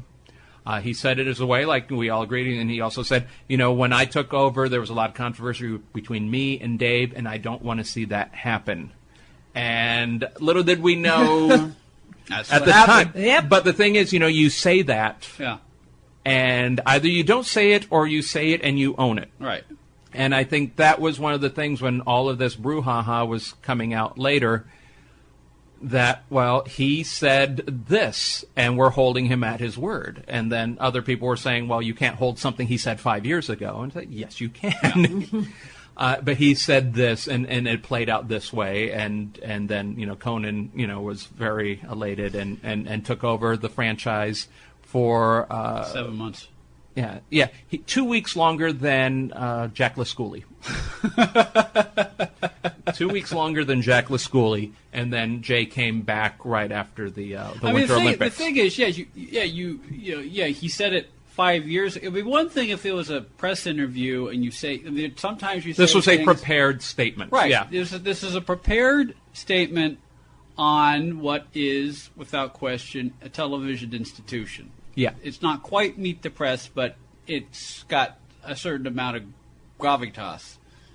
Yeah, it's the program, that is. The program, the franchise. The franchise, thank you. The franchise, which is something that should be bigger than any one of its hosts, including Johnny Carson. And what happened, and I'm not going to put sole blame on anybody. And like I said, I had been for 17 years at least. Sure. I would consider a fair Jay Leno advocate because I thought, one person handled business and one person did not handle business, and like it or not, this is what it boils down to. We could argue fairness, but and if you want my opinion on what would be fair, that would be different. That's, right. It's the bottom line. It was very unfortunate, and even Jay had said, you need to give Conan time, and I don't think Conan was given time to find his way. In Johnny's era, Johnny did not just take over like gangbusters. No. Now, I'm not sure whether the rules are the same today because this is May 2012 as we have this conversation. It's new media. It's a new ball game. Things are changing. But even 2-3 years ago, when Conan took over in a traditional broadcast universe, especially on for a 5-day-a-week late-night talk show, it usually takes anywhere from 12 to 18 months to establish an audience, to establish a show, to establish an audience. And 7 months is nothing. Yeah. And it was established. I am sure that Jack Parr had his rough patches. Yeah, they all did. And Johnny definitely did, and it was very well established. He was no Jack Parr. Right. And then Jay really owned The Tonight Show, I would say, after the Hugh Grant interview. Yeah. How long was that in the show's run? At least 3 years. Yeah. What 95, the hell? Yeah. Jay. What the hell were you thinking? Yeah. Jay started out competing with Arsenio Hall and Dennis Miller and Chevy Chase. Okay. But Arsenio Hall and Dennis Miller, and there was conflict between all of those guys as well. What acts can you book? If you book somebody, then you have to have a certain amount of time before they could be on one of the other shows. And Arsenio did bring on a lot of people that The Tonight Show would not let on. And so Jay did have to deal with that and came out on top at the end of it. And then when basically he beat all of those guys, then Dave came in, and Dave was reigning for a while because he was new and he was different, and a lot Plus of people... CBS was number one at the time. Yeah, at the time. In 90, and Dave had his 90s, issues because he was, on different nights he was losing out to Jay, and Dave would blame the primetime lineup because you need the right lead in. Mm-hmm. And so there were some issues with that as well. But I think it was right after the "What the hell you were thinking" that's when Jay took it. and never looked back. And so he does have his points. I think what happened when Jay was given that 10 o'clock show was something I don't think the rest of the country outside of New York and L.A. really fathom what it meant. Yeah, and we don't have time to break that down. No, we don't. That would be. Hopefully, that will be something that we'll talk about. I'm sure we will. I'm sure we will. It could come up on different subjects there, but anyway, when we look back, it is amazing. Everything from that we brought up from the month of May. Yeah. Everything that we have talked about is so relevant today. Yeah. We're taking a look at the 25th anniversary of Jay Leno taking over as host of The Tonight Show, along with Tony Figueroa, Donna Allen, and This Week in TV History. We will close out our segment by going back to this week in 2012 when Tony, Donna, and I took a look at. It is the 20th anniversary of the Murphy Brown baby episode. Murphy Brown's coming back, I hear. Yes, there's been talk about her coming back for the fall and basically having Murphy Brown covering the elections, which would be rather interesting. I would enjoy that. Present day? I think people are like... Murphy Brown has not had success in syndication like other shows have. Because it's too topical. Too topical. I think they really hit the nail on the head. Lou Grant, they tried to be topical, but they weren't so right on top of the current news stories. But yeah, it's dated, unfortunately, and it's really a shame because I thought it had brilliant writing, brilliant acting, and it is nice when too many references to 1988 that no longer have effect. 25 years later. Yeah, and it's one of these. We've had this with other discussions. People want to have an escape, and it's like, yeah, I agree. People want to escape, but at the same time, people want to see themselves. Yeah. People want to be represented, which is why that episode was so important. I mean, women were having babies on their own, especially a lot of career women. Okay, I never found the perfect man. I would like to become a parent. And this was becoming a reality in our society, and the stigma was, well, in certain areas there wasn't a stigma. It was loosening in other places. So here's a part of society reflected on television by someone who is, well, did you like Murphy? I didn't watch it every week, but I usually laughed whenever I did. Good show. A lot of people watched it. A lot of people enjoy Candace Bergen's interpretation of Murphy Brown, except one. Yes, it was Vice President Dan Quayle who criticized the Murphy Brown character for ignoring the importance of fathers. And ended up giving him about 6 weeks' worth of material. Wonderful. And the thing is, they were able to use all that news footage for the season premiere that followed, because it was a very funny birthing episode.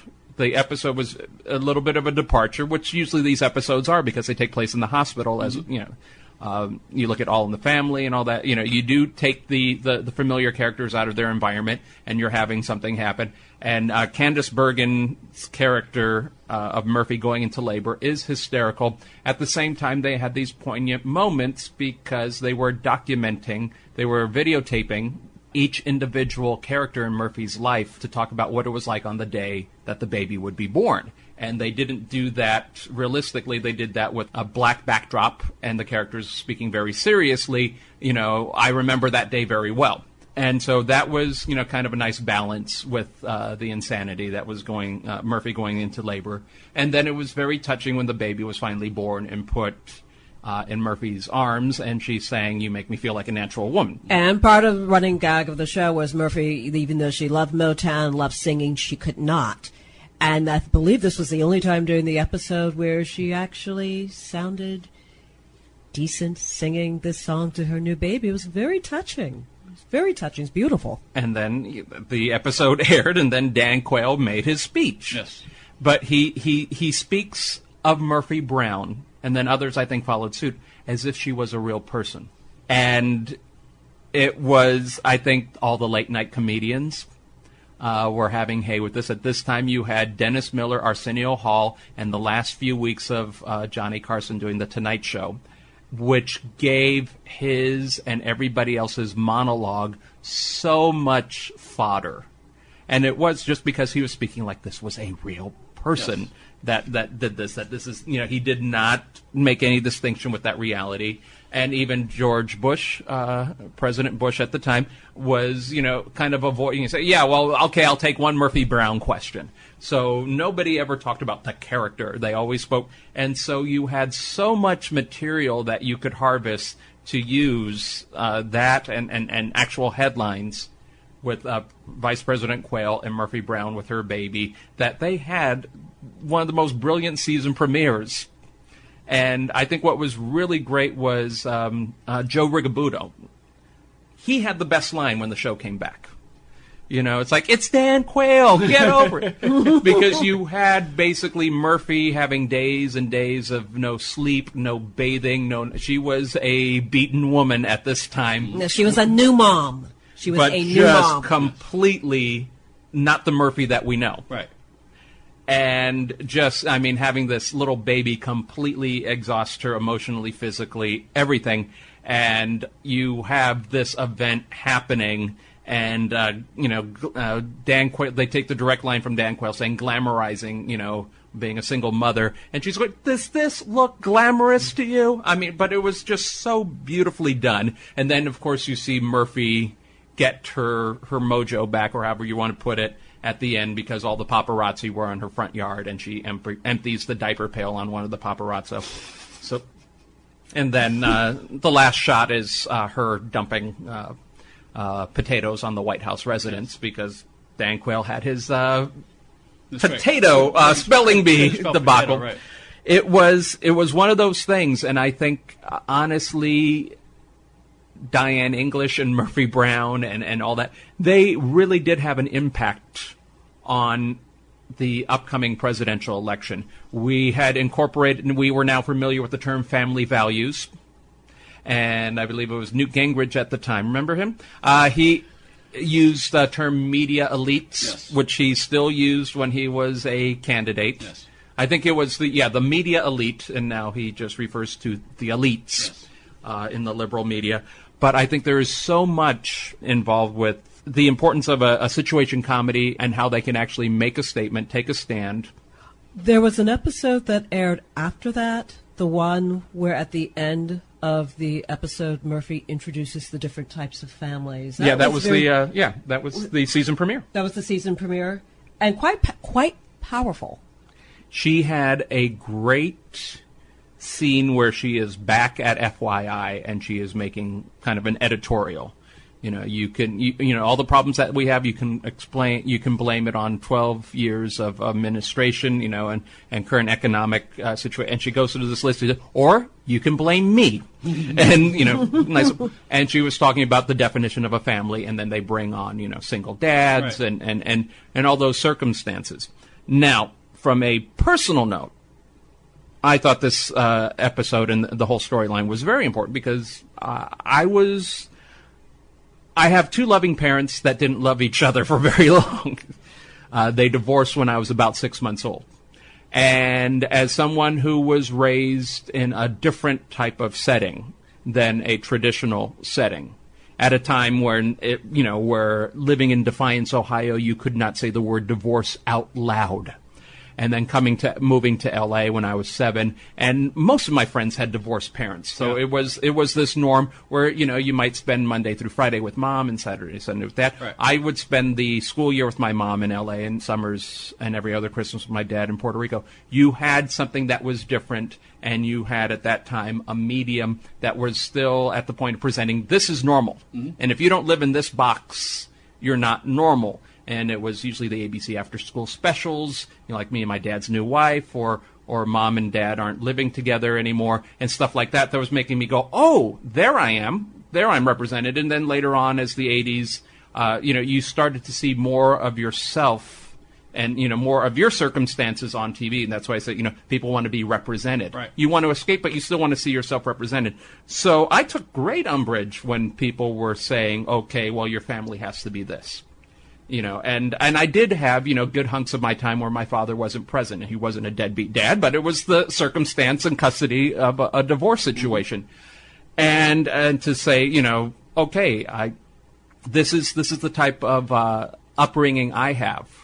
And to hear somebody allude that my upbringing was bad, wrong, damaging, or anything like that. I grew up hearing that, first of all. I did not want to hear that from our elected officials to basically make this statement over and over again. And now as a voting adult, it's like, I don't agree with you. I'm actually offended by your statement. This, at the end of the day, it's just a TV show. And you are making something out of a TV show. Oh, FYI, you didn't do a damn good for me while my city was burning. Where the hell were you? But when a TV show comes on, you open your mouth. So, I think a lot of people, like in my situation, agreed with me or sympathized with that situation. And it certainly came out when it came time to vote. And hopefully they will come back. And if they do have influence on the upcoming election, so be it. So be it. Mm-hmm. So be it. ChildTelevision.blogspot.com, ChildTelevision.blogspot.com, also StorySalon.com, www.storysalon.com. Tony and Donna, we'll see you both next time. Next time. Donna's new book, by the way, is called Fall Again, Beginnings. It's a romantic novel that asks the question, what would you do if you met the perfect person, only it was not the perfect time? For more information, go to FallAgainSeries.com. Greg Ehrbar will join us when we come back on TV Confidential. Hi, this is Lillian Caldwell, CEO of Passionate World Radio Network. Distinguish yourself from the ordinary. I want to tell you that since I started attending the courses put out by T.R. Garland for leveraging LinkedIn for speakers, authors, coaches, and service-based professionals, that PWR Network has accomplished several of its goals. 1, JV partnership. 2, JV advocates. 3, a potential writing position. 4, an invitation to collaborate with a major internet radio network. 5, 400% increase on the profiles that have connected with me and who have come to review PWRN's profile. 2 potential clients, both CEOs. And I finally recognized and found my ideal audience. I cannot thank T.R. Garland enough for his course, 12 weeks of leveraging LinkedIn for speakers, authors, coaches, and service-based professionals. And you, too, can achieve this kind of stellar accomplishment. So don't hesitate. Contact T.R. Garland today. Connect with him on LinkedIn and ask him about his course, Leveraging LinkedIn for Speakers, Authors, Coaches, and Service-Based Professionals. You won't regret it. In fact, you'll probably thank him. Hi, this is Loretta Swit, and you're listening to TV Confidential.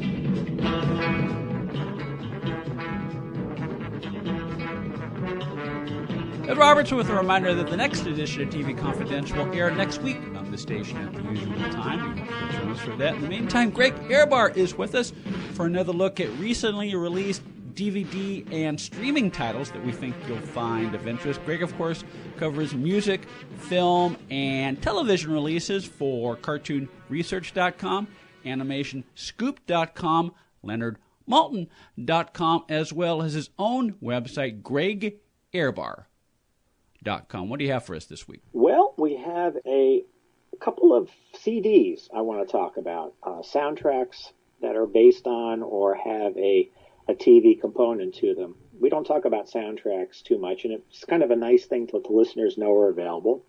First of all, there's a fantastic new Johnny Quest soundtrack that's available from La La Land Records. And the soundtrack to Johnny Quest is one of the best. It has one of the best theme songs. It was written by Hoyt Curtin, who did most of the music for Hanna-Barbera cartoons, and he loved to challenge his musicians. So it's a difficult theme song to play.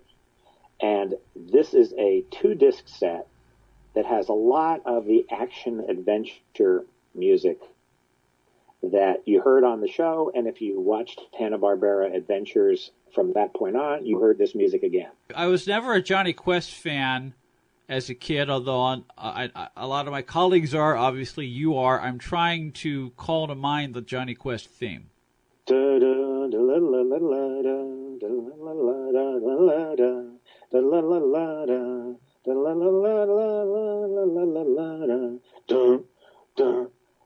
You want me to go on? I got the idea now. Thank you, Greg. But it's a terrific theme, and the music's very jazz oriented. A lot of brass. The best musicians in Southern California, the studio musicians, and like I said, if you watched Herculoids, if you watched Space Ghost, even later on Scooby-Doo's and things like that, they threw this music in. Anytime anything dangerous happened on the Flintstones, they'd toss that Johnny Quest music in there because it's great stuff. So to be able to have this on 2 discs is gold. Who was the voice of Johnny Quest? It was Tim Matheson. That's what I later thought. Appeared in Animal House. Yeah, that's what I thought. The soundtrack to Johnny Quest is available through La La Land Records.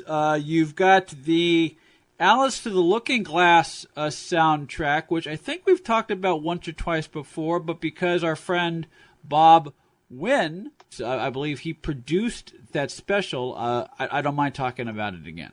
Well, we talked about the DVD, and that is available, but the CD soundtrack has never been released until late last year. And that was released by Sony, which of course owns the RCA library. So it's kind of exciting because it's a terrific score by one of the writers of the Peter Pan, Mary Martin score. And it has an all-star cast, Agnes Moorehead and Annette Febvre and Ricardo Montalban and the Smothers Brothers. It's really a nice thing to have. Jack Palance, how many times do you hear Jack Palance crooning? Well, he doesn't croon. He plays the evil Jabberwock, but he does sing. And it's a nice thing that it's actually, I can't believe that this actually finally came out on CD, though I think Bob Wynn was aware they were working on it because he does mention it coming out soon in his book. So it's kind of a nice thing for those of us who loved it as a kid and also just like this kind of glittering kind of 60s musical variety, with the big orchestra and lots of fun. It's just a lot of fun. Yeah, and you'll recall, folks, that we played an excerpt of our interview with Bob Wynn to round out the segment we did with Greg a few weeks ago, which is available online at shop.tvconfidential.net in case you haven't heard it. And of course, our complete interview with Bob Wynn is also available, shop.tvconfidential.net. Alice Through the Looking Glass, who is the distributor of the CD? Sony. And it's on Amazon, and it's available brand new. Brand new through Amazon.com and all the other usual online retailers. You also have a title called Les Poupées de Paris. Les Poupées de Paris. Yes, this is not a television thing, but it has a major connection to television in that this was created and produced by Sid and Marty Krofft, who later went on to do H.R. Pufnstuf and Land of the Lost and all of the groovy, kitschy kind of shows from the 70s. This was what they did before that. They used to do these puppet extravaganzas and theme park shows. This particular one is very notable because it has a superstar cast of voices. So this is the soundtrack. The songs and the dialogue and the music were all pre-recorded, and then the show would be done with the puppets in the theater at the Seattle World's Fair. And we're talking about the biggest stars of the day. We have Bing Crosby, and we have Gene Kelly, and Frank Sinatra. We have Loretta Young, Jane Mansfield, Edie Adams, Pearl Bailey, Phil Silvers, Liberace. They don't all sing. Pearl Bailey does. Some of them just have kind of walk-on performances, but the puppets were designed to look like them, which is something the Crofts specialized in. They did a show later called DC Follies where they did the same thing. And the songs were written by Sammy Cahn and Jimmy Van Heusen. They're major songwriters. And it is a very entertaining album, even if you haven't seen the show. Now, it was very sophisticated for its day. It was not for children, because these were folie de bergère kind of puppets. So they showed more than many puppets usually show. So it was a little naughty, but it had some funny bits, and my favorite part of it is, those of you who remember the Loretta Young show, the show began with her coming swirling through the way into a lovely room where she would introduce that evening's story. So they have a Loretta Young puppet come on the stage, and you have this swirl of music, and she says, "I hope you enjoy tonight's show." Now, what they did, though, is they put that in the middle of a Frankenstein scene. So you have Paul Frees as, the Frankenstein monster, and Guy Marks, I believe, is Dr. Frankenstein. And so you have this horror scene, and then right in the middle comes Loretta Young, and then she says, "Oh, excuse me, wrong show." So, that's pretty cool. So it's a very interesting slice of entertainment of its day, and very little known. A lot of people didn't know. This was probably the biggest thing the Crofts did before they went on to television. They did puppetry on a lot of other programs, a lot of other TV shows, and for a lot of Las Vegas revues and theatrical shows. That's what they were kind of known for. And they got into TV pretty much because of the Banana Splits, because they did the sets and the costumes, and they were getting paid by Hanna-Barbera, and someone told them, I believe NBC or someone said, "Why don't you produce your own show?" So they sent their secretary to the library to get a book about how to produce a TV show, and that's where H.R. Pufnstuf came from. And because they didn't know how to make a TV show, they way overspent, and that's why H.R. Pufnstuf is such a much more lavish show than their subsequent ones, because they didn't know how to budget. So they learned as they went, and that's why their shows were they had a very handmade kind of feel to them, which is very charming now. And when you think about some of their later shows, particularly the shows they did for the Crofts Super Show, they not only learned how to produce a TV show, they made it into an art form, doing it on a budget. And so, and as you say, that is part of the charm. Watching some of the older shows, even though, yes, they were done inexpensively, as a time capsule for shows from the late 70s, they are kind of fun. And tying it back to an artist that you mentioned in one of our previous segments, if I remember correctly, Lenny Weindrib starred in Magic Mongo. Yes, he was the genie, and Bart Braverman was the sort of the motorcycle guy who was giving them trouble, and those shows were super cheesy, and that's where they had learned just how little money they really had to make those shows. So you have to kind of look at them from the standpoint of, we live in an age of computer-generated effects and even low-budget things having pretty elaborate detail. And this was a time when there was an artificiality to everything, because there just wasn't the money or the technology. So it's kind of a fun thing to look back on and appreciate the fact that they did the best they could with a shoestring budget and only a couple of weeks if they had to film them. They videotaped most of their shows, and they did them fast. Sometimes they would do every single scene for an entire season. They would take one set, like Superman, and do the entire run of the season on that one set, every script, and then they would move and do another set and do every script for that set. And Charles Nelson Riley on Lidsville found that really difficult. Yes. Because it was hard to remember what was going on in that episode. Yes, and in one of the, I don't know whether he did this for Lidsville. I assume he did, but he did an interview where he basically talked about what you just said. And he describes it as in pure Charles Nelson Riley, where he's just exasperated. But that's what you did. Yeah, and he probably went, ho, ho. Okay, so it's Les Poupées. Les Poupées de Paris. Les Poupées de Paris, which is available through? Also through Sony. It is an early look at Sid and Marty Krofft before they became the Sid and Marty Krofft that we've come to know and love. And an all-star roster of voice talent. Yep, really good stuff and very interesting and musically wonderful. AnimationScoop.com, CartoonResearch.com, LeonardMoulton.com, GregAirbar.com. Greg, we'll see you again soon. Oh, thanks, Ed. If you're a fan of Robert Wagner and Stephanie Powers, our friends at Shout Factory will be releasing all 5 seasons of Heart to Heart as a complete series box set beginning Tuesday, May 30th. Heart to Heart, of course, was more or less a variation of The Thin Man, tailored for Robert Wagner and Stephanie Powers, but with a little more playfulness. Created by Sidney Sheldon, the man behind The Patty Duke Show, I Dream a Genie, and such best-selling novels as Master of the Game, Heart to Heart was a smart and sexy detective drama featuring sparkling and witty dialogue, gorgeous costumes, and a mix of intrigue and adventure, all set in the world of the Jet Set. Heart to Heart was also one of the most successful dramas produced by Aaron Spelling. Besides featuring all 110 episodes of the original series, Heart to Heart, the complete series box set, includes such bonus features as the original pilot episode featuring audio commentary by Robert Wagner,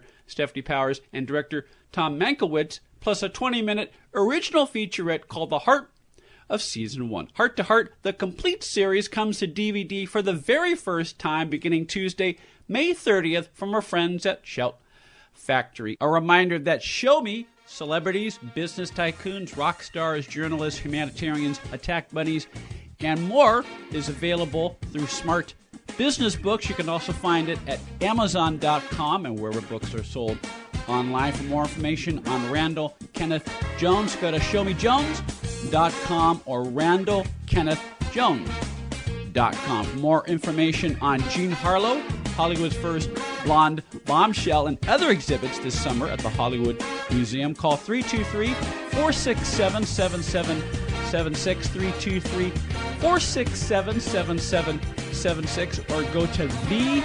thehollywoodmuseum.com. That'll do it for our program tonight, folks. Ed Robertson, on behalf of Tony Figueroa, Donna Allen, Phil Grice, and Greg Airbar, thank you so much for listening. We will talk to you next time on TV Confidential.